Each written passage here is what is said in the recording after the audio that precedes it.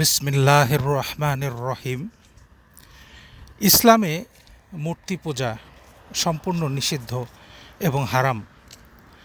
আল্লাহ তাআলা মূর্তি পূজাকে হারাম করেছেন।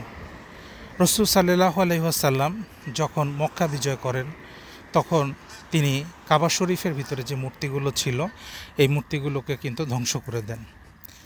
এবং ইসলামে শুধু মূর্তি পূজাই না, মূর্তি বানানো এবং বিভিন্ন প্রাণী, মানুষ, এদের ছবি আঁকা, এদের স্থাপত্য তৈরি করা, মূর্তি তৈরি করা, এই জিনিসগুলো কিন্তু হারাম বা নিষিদ্ধ।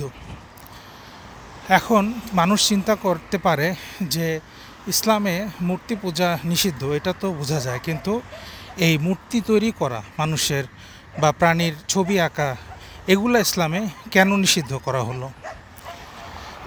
তো অবশ্য ইসলামে যে জিনিসগুলো নিষিদ্ধ করা হয়েছে প্রত্যেকটা জিনিসের পিছনে এটার একটা প্রজ্ঞা আছে, কারণ আছে, একটা জ্ঞান আছে, একটা উইজডম আছে।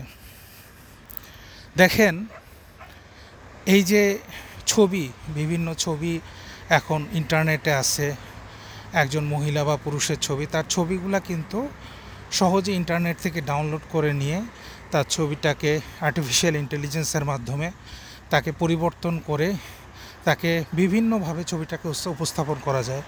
যেমন একজন সম্মানিত মানুষ, তার ছবিকে নিয়ে দেখা যাচ্ছে যে সে নাচতেছে, গান করতেছে, অথচ সে কিন্তু এটা করতেছে না, বা তার ছবিটাকে অশ্লীল কোনোভাবে উপস্থাপন করা যাচ্ছে। তাহলে এই ছবিগুলা যদি তার ইন্টারনেটে অ্যাভেলেবল না থাকতো তাহলে কিন্তু এই ছবিটাকে নিয়ে এই কাজগুলা করা সম্ভব হতো না।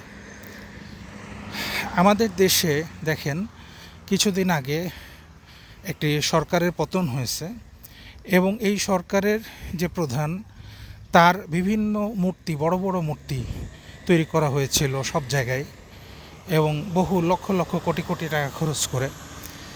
তো এই সরকারের যখন পতন হয়ে যায় তখন কি দেখা যায় যে এই মূর্তিগুলা কিন্তু ভেঙে ফেলা হয়, এই ছবিগুলা কিন্তু নামিয়ে ফেলা হয়।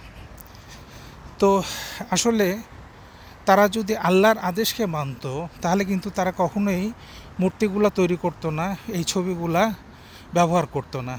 আর এগুলো যদি তারা ব্যবহার না করতো তাহলে কিন্তু তারা অসম্মানিত হতো না।